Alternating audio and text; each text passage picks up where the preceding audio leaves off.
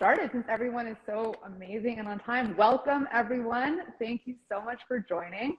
My name is Dan. I'm the marketing manager for Base Coast, and we're so excited that you're all here. That we're on the precipice of the 15th edition of the festival, taking place this July 7th to 10th on the shared traditional, ancestral, and unceded territories of the Inca, Clacma, and Syilx people. So today we're diving into interactive installation art. We have Paul Magnuson, Chief Creator of Big Art, which is of course the team that brought the incredible light tunnel that was in front of main stage that we all enjoyed so much this year. And Liz Thomson, co-founder and creative director of Base Coast Festival, of course, as well as the Guild Art Co. So we want to take your questions. We want this to be really interactive, so pop them into the comment bar below, and we will get to as many of them as we can during this roughly 30-minute session. So to kick things off, Paul, let's start with you. Tell us a little bit about what your journey's been like becoming a large-scale interactive installation artist, both at Base Coast and around the world. Okay, big question. I will try and keep it short, I promise. I think I've just been lucky, like everyone here or who has attended Base Coast, Liz, your team, Zan, I'm sure I fell in love with electronic music really early, found a community that loved it just as much as I did, and then that community inspired me to build and eventually DJ'd, produced, and promoted a lot of electronic music and music events, and felt that was a career path. I eventually went to an audio engineering school in Australia, then to a theatrical design program at the University of Saskatchewan, commerce degree at the same university. So I kind of set the stage, I think, early with post-secondary, and then spent some time in industry, including a role at PK Sound as a VP. And this is where I met Liz and Andrea and all of the amazing people that make up Base Coast, again, inspired. And while I was helping to produce those events, working with those artists, and then later running our production division and meeting more festivals doing the same, I got inspired, but two ways. One, I met some really, really bad artists, really good people, but really, really bad at what they did. And not from a creative perspective, they just couldn't execute and made all of our lives terrible. But we're really sweet people. And then on the other end of that, we met a lot of really inspirational, really professional, really, really amazing artists. And they really have pushed me to this level. So we made lots of mistakes. And last year we were fortunate enough to bring the tunnel to Base Coast. And this year we're coming back with a few pieces. So for me, I was a part of bringing PK Sound to the festival for the first time, and now bringing Big Art to the festival for the first time. This is just total round circle, and just amazing. So this is my venture to get to where we're making installation art now. Amazing. I love hearing stories where it all starts with a party and then turns into this amazing career. We all just fall in 100%. love with it so much. That's great. And I love Liz, art. yeah, go ahead. Music. You know, you have the art and the music history, which is such a big part of Base Coast. It's supposed to be both. Yeah. Such a good point. So Liz, you've obviously started the art grant program at Base Coast, and as the creative director, oversee and curate all of the art installations. Can you tell us a little bit about that process, how that art grant program started, and what it aims to achieve? Sure. Well, Andrea and I started the program in 2012 in our last year in Squamish. And it started off with 4 artists. And this year we have over 60.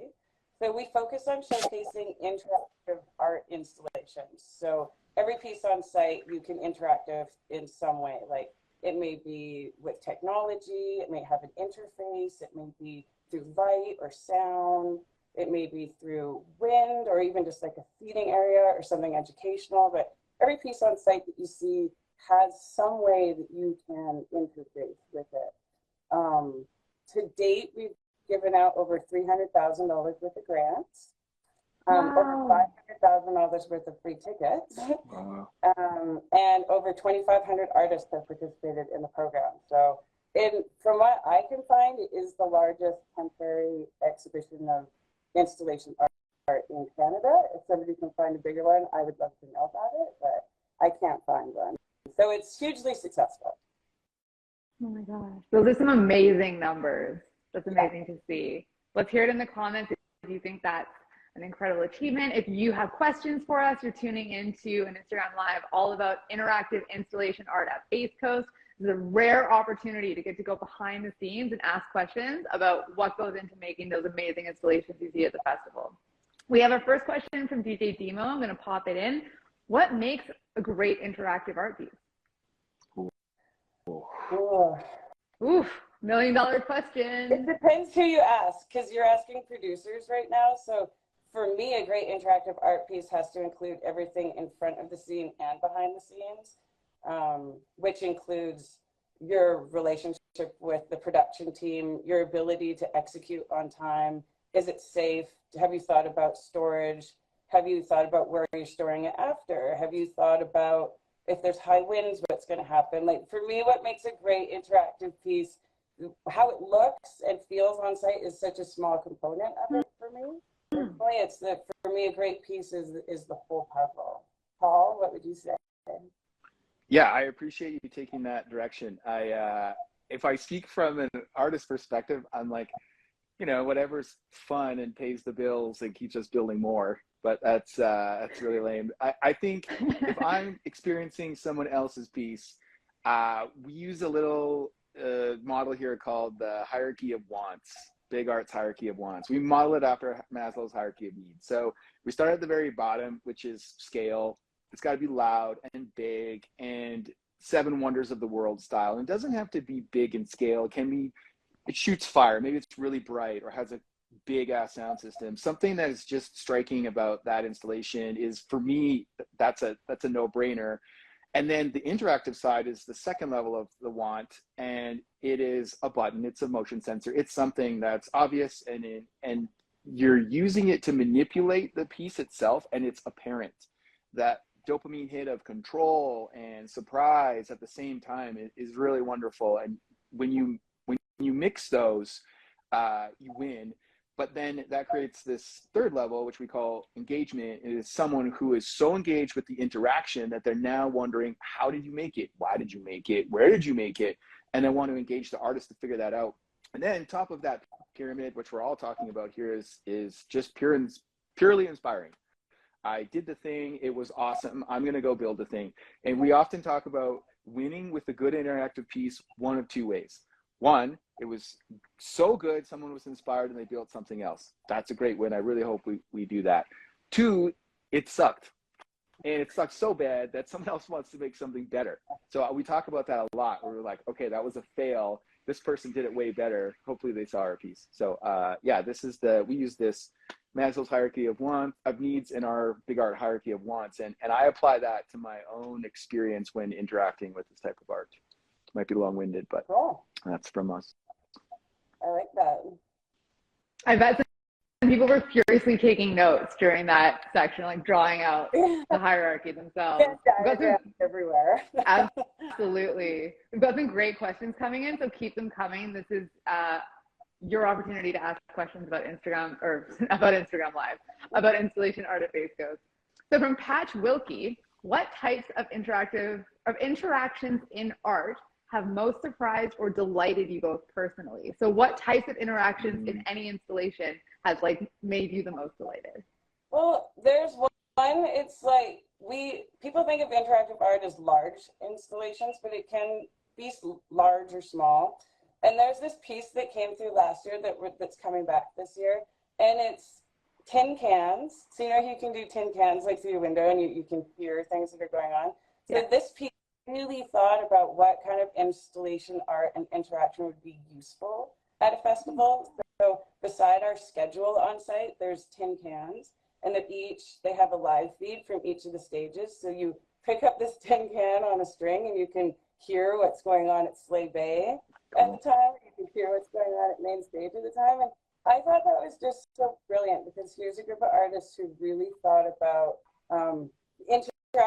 Sometimes you think I press a button and the light goes on. Well, interaction can be it's so wide, and that was such a smart and clever way to create a piece that was so useful for the festival. So, and it's coming back this year. I love that piece. Yeah, that's magical. a lot of people in the comments also really love that piece. Yeah. It's genius. What about you, Paul? I have two answers for this. One, big red buttons. I don't care what anybody says, just like ridiculously large, big red buttons. There's something so satisfying about pushing that button and getting a shot of fire or something. So although Liz answered this way more eloquently than I can, the second for me is I nerd out on tech that I'm not really aware of until. So we didn't get really motion interaction until mid 2000s. That was affordable and interactive, so you could wave your arms and see your video on screen, etc. But smells, like there are so many different things about interactive art that are becoming more affordable and more accessible with new technology.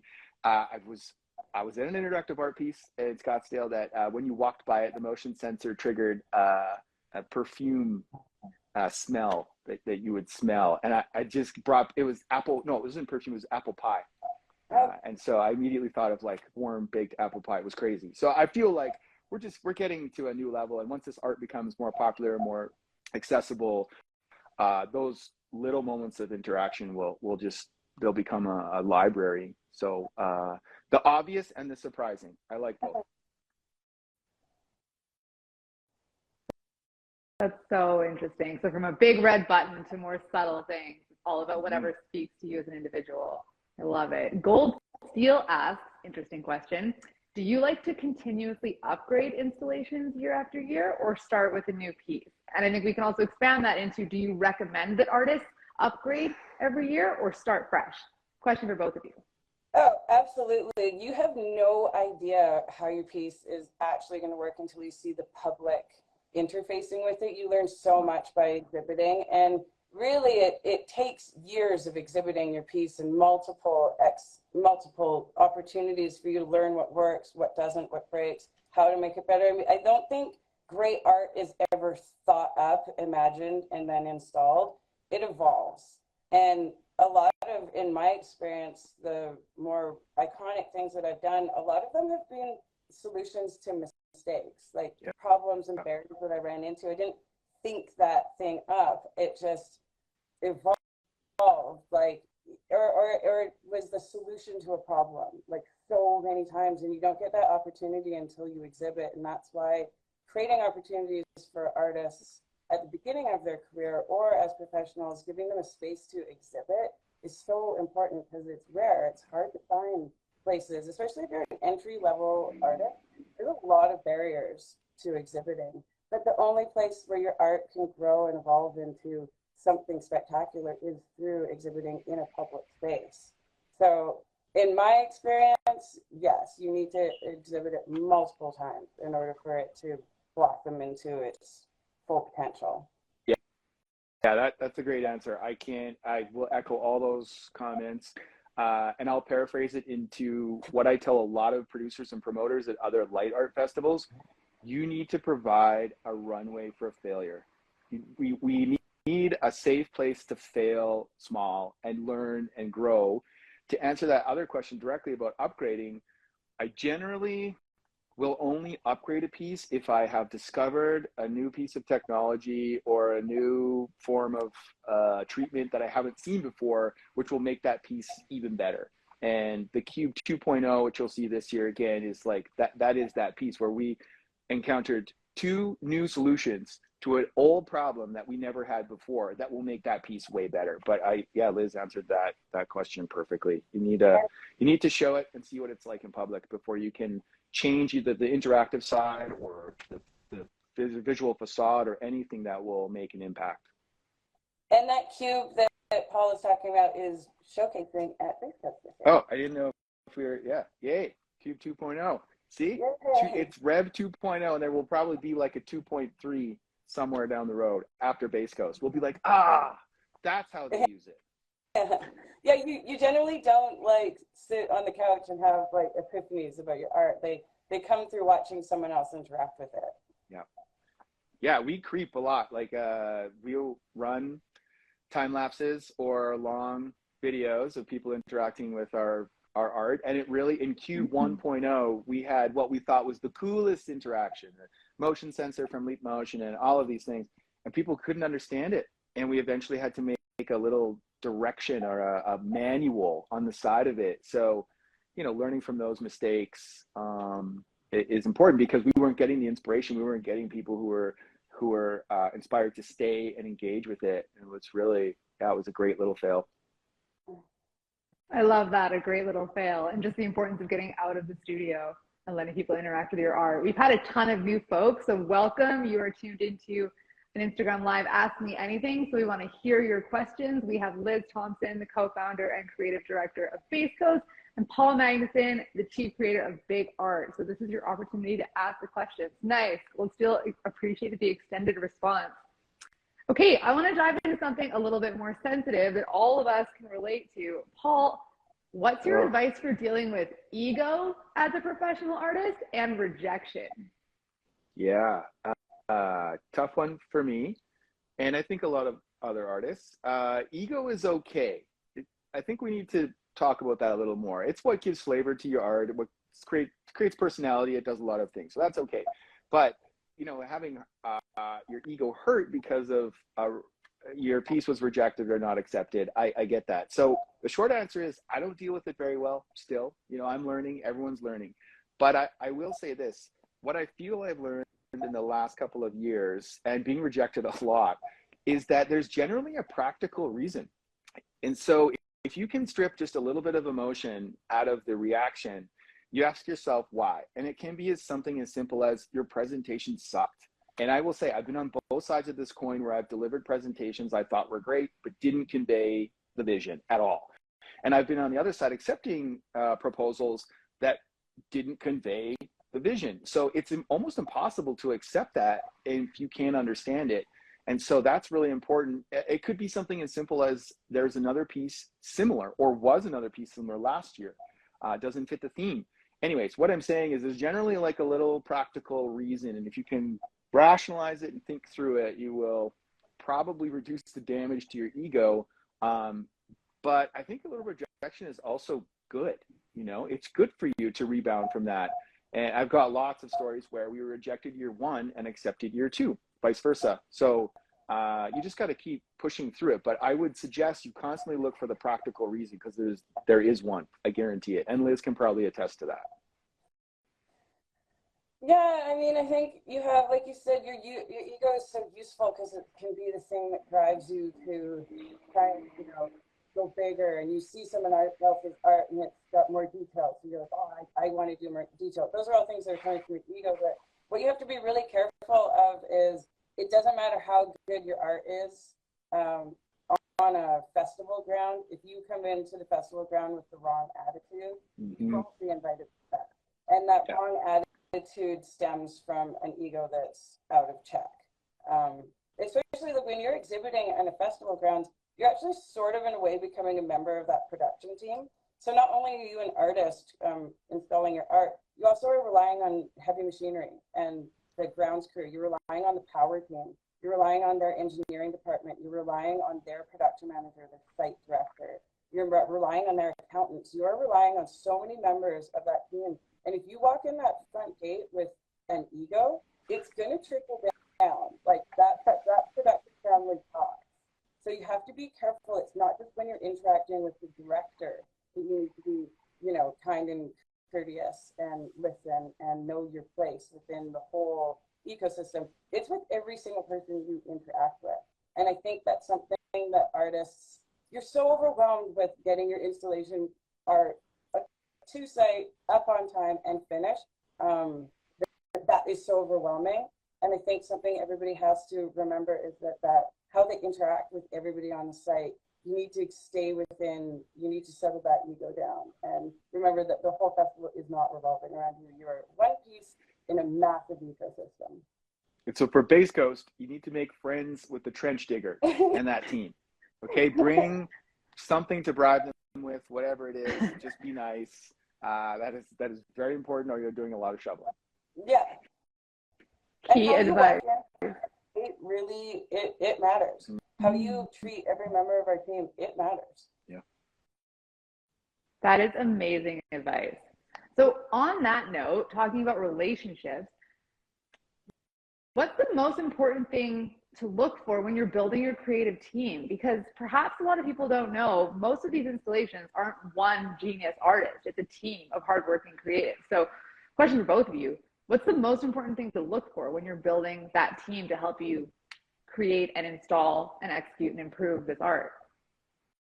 Well, for me, like when we travel with the guild, where you're not only traveling and creating art under a lot of pressure with these people, you're actually also living with them, maybe in a tent, maybe in a terrible motel, maybe in, you don't know you're living together. It's really intense. And so not only are you relying on the people's, their skill as artists, but you're also relying on their emotional well-being and their mental health.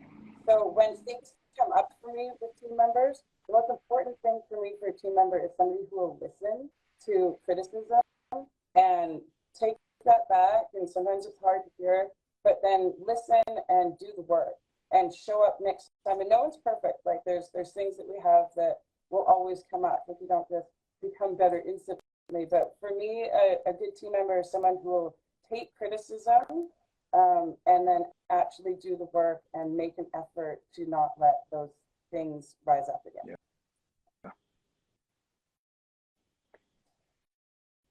Yeah. What about you, Paul? You've worked with a large team as well, lots of experience.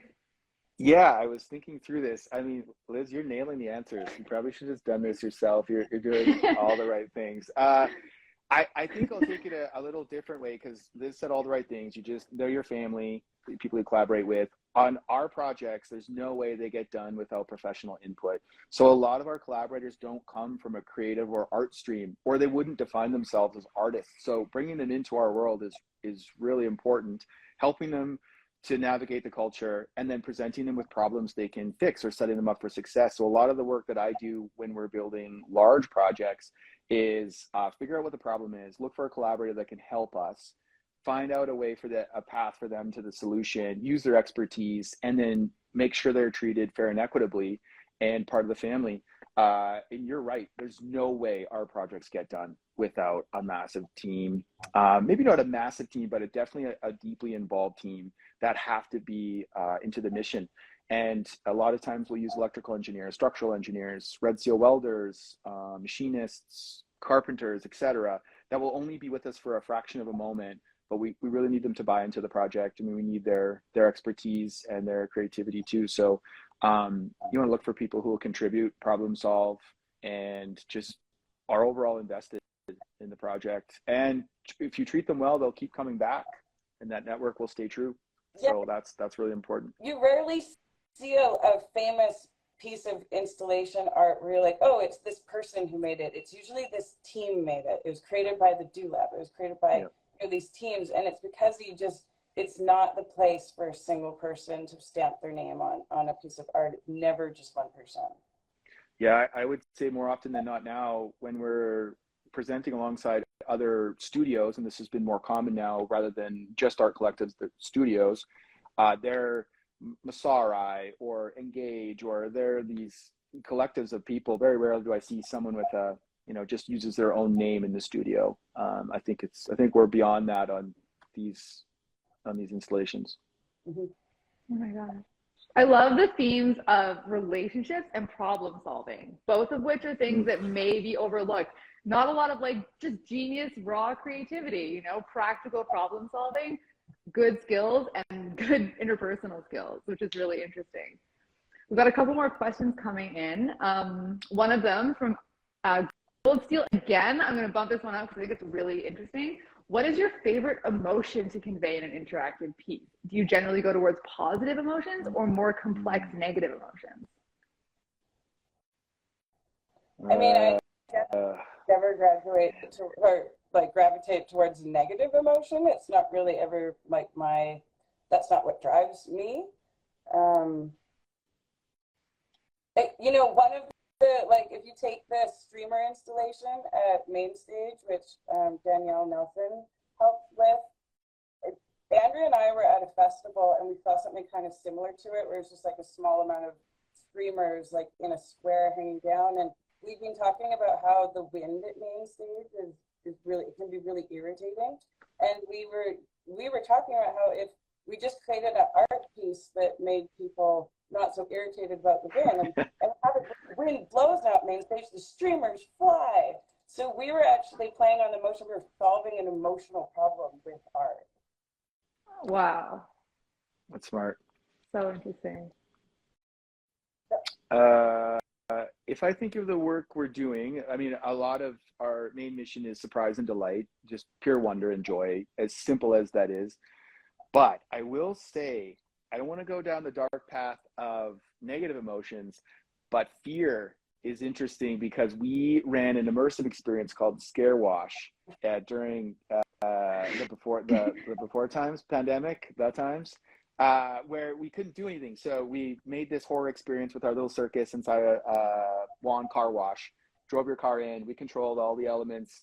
And that to me was the ultimate, because whatever we did with lighting, audio, live actors, like we were in control of the emotive moments of your experience. And we took you through the gamut: surprise and wonder, delight, scare, and then at the end, like this moment of relief. So I wouldn't pin it down on just one or negative or positive, but I think these immersive experiences that we're trying to continue to build, which are very, very tough to find the resources to do. Yeah, when we control the environment and we watch you go through the gamut of emotion, that's magic. And I think that when you come from that experience, you have this weird feeling of satisfaction that you've been through it all. Yeah, like you traveled through it. Very cool. You've gone on this hero's journey through the art. You survived the scare wash and come out the other side. That's right.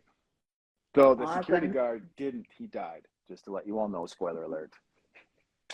Happens. Yeah.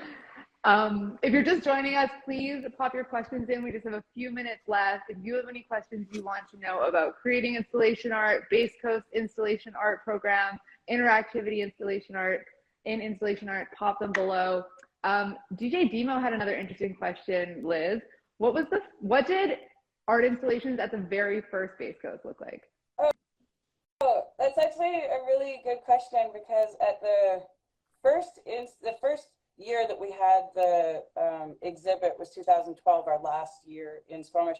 I'm not sure if you've seen, there's kind of an iconic brick structure. It's kind of pear shaped, and they got Mark and Neil got 2x4s or wood and made little bricks with them, and then individually stacked them up in an alternating pattern and created this piece that you could go inside. And interestingly enough, Neil, who created last year's main stage, the oval installation on main stage, was the artist who received the first grant in 2012. So he worked his way up from being the first art grant recipient to actually designing main stage.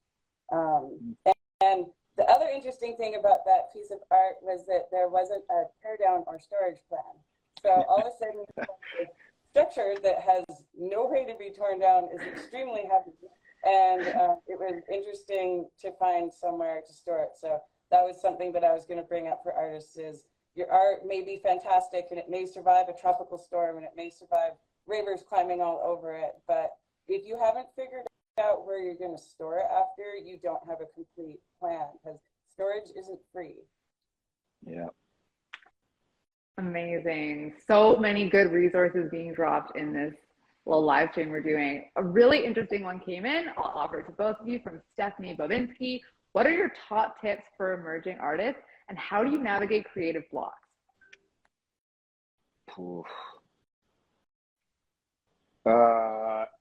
I would say, if I'm talking to me 5-10 years ago, getting into interactive art, listen. And I think if you're asking important questions and listening to other artists in your network, that's important. And when I also say you're listening, this also means doing a bit of research, looking up YouTube videos, whatever, finding those that are doing the thing that inspire you to do the thing you want to do, and you have to find out how and why. That is that's the most important.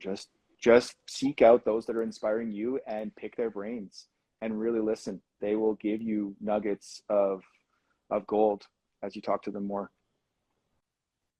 Yeah. For me, it would be fill out our art grant application, which is live usually December and January and part of February. It has so much in it. It's been developed over the last 12 years. And just by filling out every question, it's very long and it's very detailed.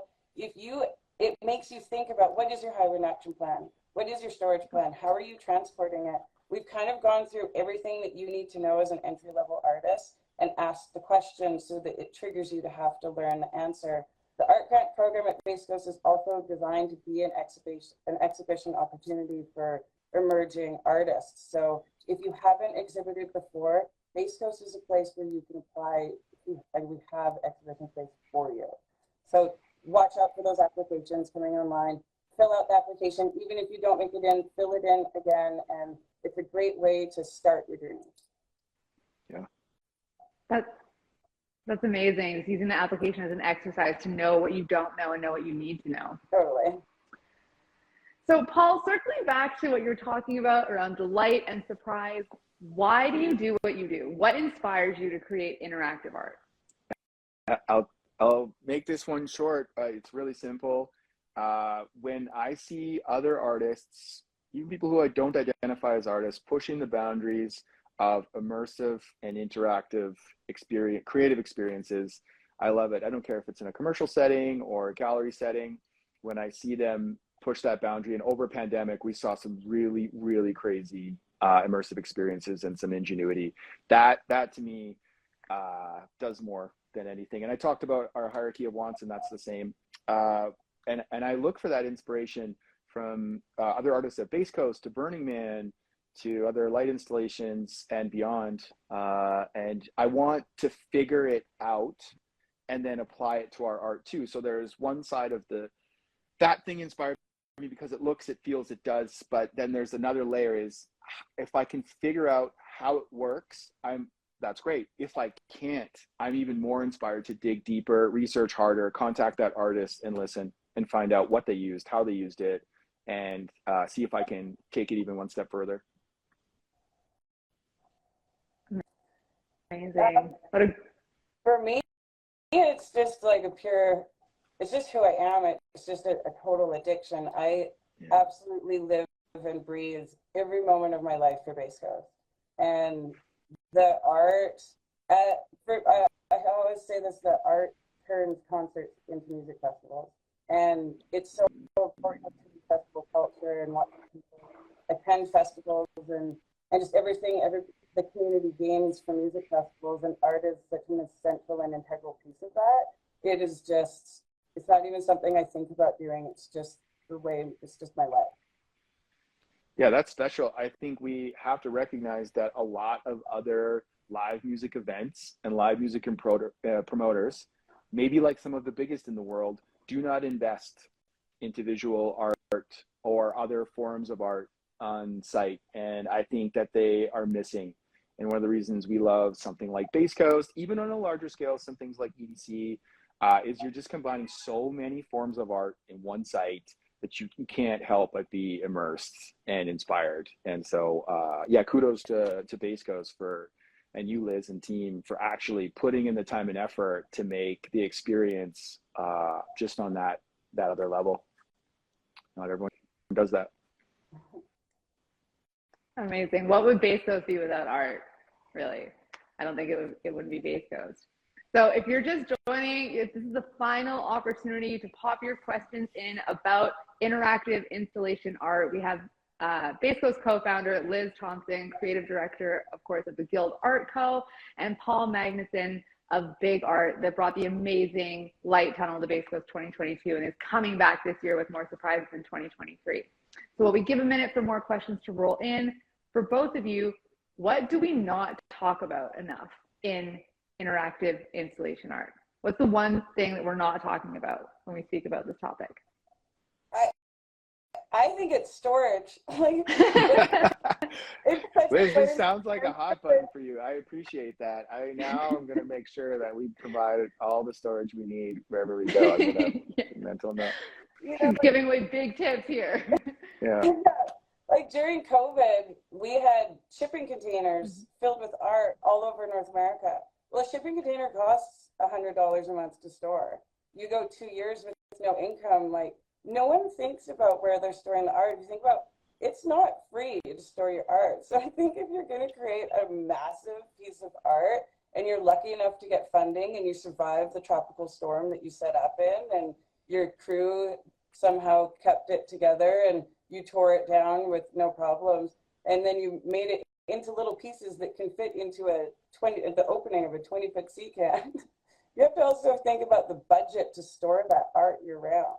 And that's can be a make or break if you're a company creating art.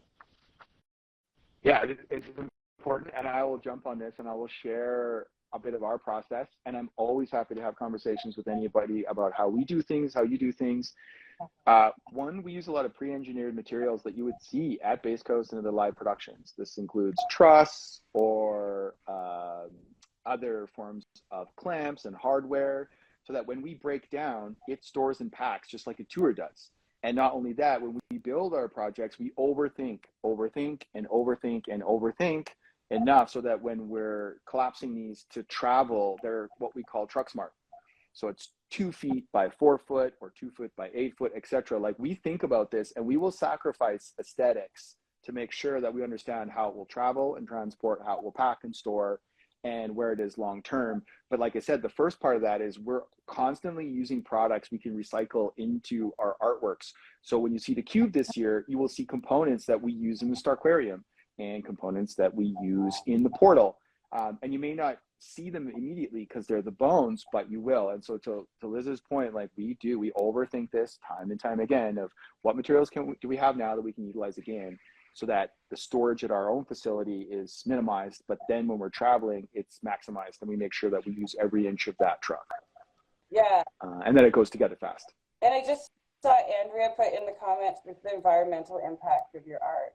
You know, like, are you creating waste by creating art? Because if you're generating a lot of waste by creating art, then you're not really winning. Like, you're not the bigger picture, the bigger life scope of your art piece. That's not a win. And how, like, what footprint does it leave on the ground? Have you left no trace at the festival? Like, you can't install this amazing art piece and then leave the site crew to clean up the tiny little bits of glitter that it shot out when someone pressed the giant red button. So definitely environmental impact is a huge component when you're thinking through your art.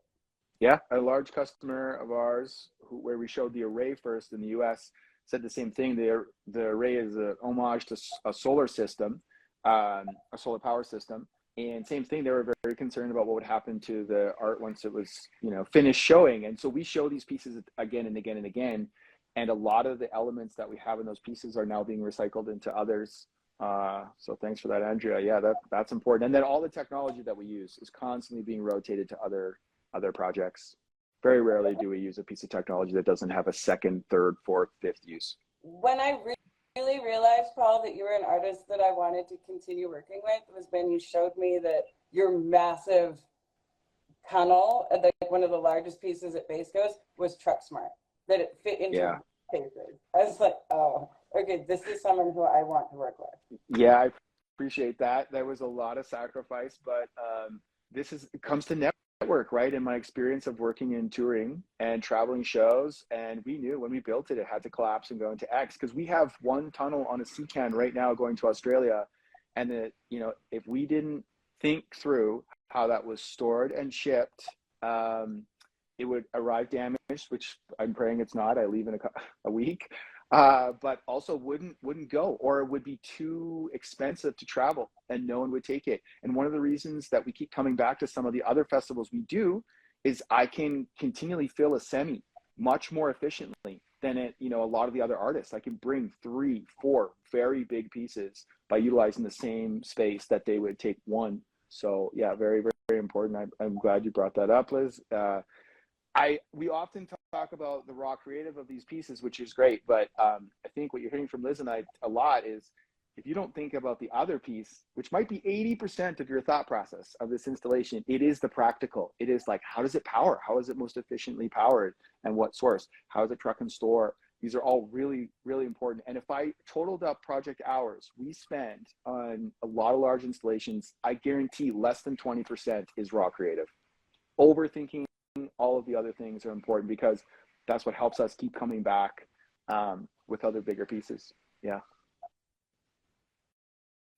Wow, less than 20% of your time is actually spent on the big idea. And then hearing that again and again, it's just like practicality. Wow, amazing. Yeah, we talked about that. Well, like everybody has ideas and everyone has really great ideas.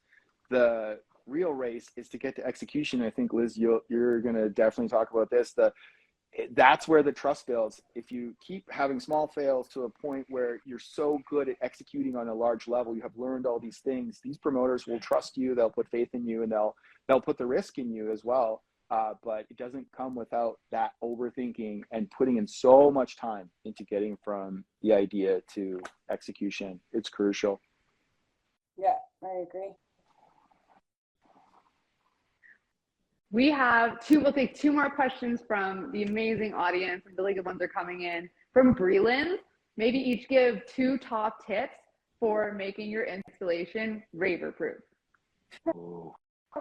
Well, the first thing is to try and make it not climbable. Ravers love to climb. And not just ravers, like we do a country music festival in Florida, and we have the pirate ship down there, and everybody's just trying to get their Instagram photos. So they're literally in their their heeled cowboy boots trying to climb the pirate ship masts, like something I wouldn't do with like rope. You know, people want to climb your art. No matter what you make, people want to climb your art. So make it so they can't climb it. Yeah, I was going to echo that point for sure. I appreciate that. I'll add 2 other points. On the interactive side, use common tech. I promise you, big, giant arcade buttons that have survived decades of abuse. Find the things that have survived the public, not just the ravers. The ravers are definitely a new breed of public, but you want to find things that have stood the test of time. I promise that will return dividends, no question. And then also not just interactivity, but your materials. Use stronger materials. If you're building something and you think it only needs 1 screw, I guarantee it needs 3. And it probably doesn't even need a screw, it needs a bolt.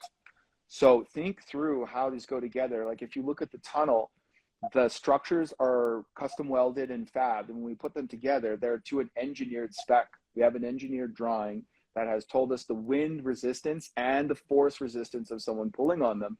And when it wasn't up to our standards, we went back to the drawing board. We brought different hardware and different construction methods that are now being deployed in Vegas and in Australia because that's what was required. So think about that and just look to industry. Like, you know, we build stuff that survives the public every day. And if you can incorporate that into your art and people don't know it, that's even a big win.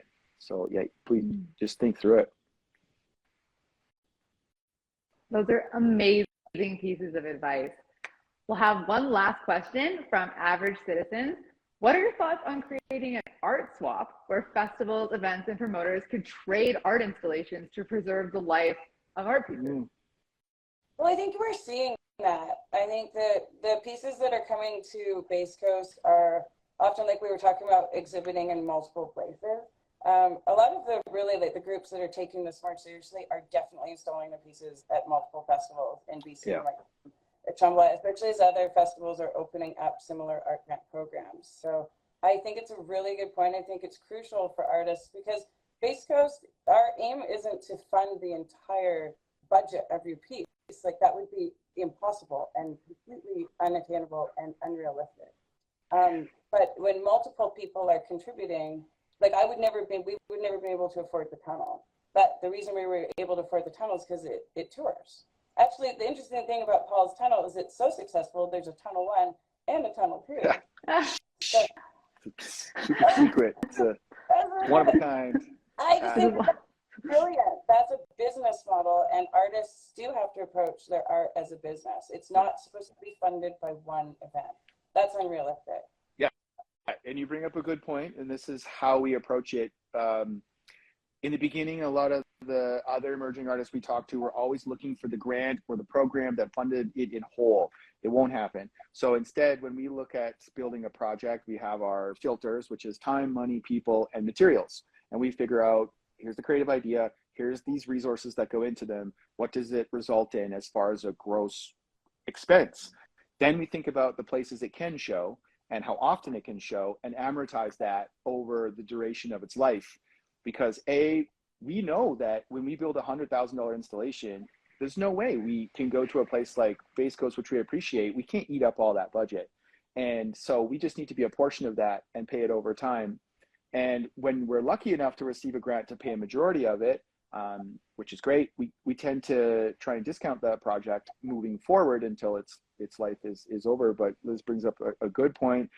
If you're going to build something big and shiny and flashy and expensive, very rarely will you ever find a single producer that can afford to pay for it. If anyone ever wants to chat about the circuit that is this light art, I mean, there's lots out there. And that's the way that Base Coast is able to afford, which I appreciate, Liz. Like, you know, when you want big pieces, you have to understand that artist will show that elsewhere. I won't name names, but a certain very large concert promoter recently came to me and said, well, we can't have that because it's already shown once. And they were trying to pay a very low rate for this installation. And I'm trying to say this without names, man, I want it. And you have to explain to them that the only way that they get this piece and it lives is if it shows 10, 12 times. And I think that's tough. So, you know, kudos to Liz and your team for recognizing that, saying like, yeah, we're going to show this thing at Base Coast. It hasn't shown in Canada. Why wouldn't we show it? Or it hasn't shown in BC. So yeah, great point. Something we deal with every day. Good question too. Great question. Well, this has been an amazing session. Is there any last words of wisdom that you want to share, Paul or Liz, about interactive art, what to expect at Base Coast this summer? I just want to encourage everybody that comes to the festival to interact with the art. I know there's a lot of people who come who just walk past it and maybe don't know if they're going to have fun interacting with it or it's not on their agenda. Just try one. Just try one. Walk into the forest. Every single piece is interactive. Just go by yourself, take an hour, or go with a friend. Just take a minute away from everything else that's going on and try interacting with them, because you'd be surprised at all the hidden secrets that the art's all doing. Like it's another world within the world of Base Coast. So just go and have fun. That is a great piece of advice. I can't top that. I will speak to the artist maybe, but that is amazing, because I can't even count the times we've shown to other other festivals where people would walk by the buttons at the tunnel, and it's a pretty obvious interactivity. There's giant buttons like push me. So one of two reasons we find is people don't think they can touch the art. And so we're ungallery people. We're the ungallery gallery, right? Touch the art, respect the art. And that's important. And then the other is, it's not that they think they can't, they're afraid of what others will think while they're doing it. So don't be afraid to explore and have a conversation with others that are doing it too. What is this? How is it interacting? Where did you get? Please, like, start a conversation around those pieces. A lot of the reason that we make is for people to enjoy and be around. Critique. Have a conversation about how much it sucks or how great it is. I don't know. It doesn't matter. Just be there, be in it, and win it. So thanks, Liz, for that. That's awesome. And to artists that are considering making this stuff, experiment and fail all day long. Don't be afraid, please. That's exactly how this stuff gets made. Talk to others who are doing the same, join groups. It doesn't matter. Just experiment and fail. And eventually you're going to land on a piece that's going to inspire us to make more and someone else. So please. So that's what I have. Yeah. Amazing. Well, this was so informative about what to do if you are an artist, how to get more out of your art experience at festivals. We are racing towards the 15th edition of Base Coast, and the art installation lineup will be announced over the coming weeks. So there's lots to look forward to. The full lineup is on the website right now as far as music artists are concerned. We have lots to share with you over the coming weeks. So thank you so much to everyone that joined, all the amazing questions and comments. Thank you, Liz. Thank you, Paul. Is there any last words either of you want to share? No, thank you, Sam. Come to Base Coast and enjoy. I can't wait to see you all there. And and interacting with the stuff. And I'm looking forward to seeing everyone again this summer. Can't wait. Awesome. Press the buttons. Yeah. That's Press right. the big red buttons. Perfect. Have a wonderful day and an amazing weekend, everyone. Bye.